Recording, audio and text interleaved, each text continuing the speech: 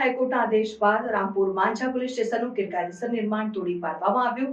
ઉત્તર પ્રદેશના ગાજીપુર જિલ્લાના સૈદપુર તાલુકામાં આવેલ રામપુર માંઝા પોલીસ સ્ટેશનના 3 અર્ધનિર્મિત રૂમો અને 150 મીટર લાંબી બાઉન્ડ્રી વોલને તોડી પાડવામાં આવી છે, કારણ કે આ નિર્માણ ખાનગી જમીન ઉપર કરવામાં આવ્યું હતું। આ કાર્યવાહી અલ્હાબાદ હાઈકોર્ટના આદેશ બાદ કરવામાં આવી હતી, જેમાં જમીન માલિક ગિરીશચંદ્રની અરજી પર સુનાવણી બાદ આ નિર્માણને કાયદેસર ગણાવવામાં આવ્યું હતું।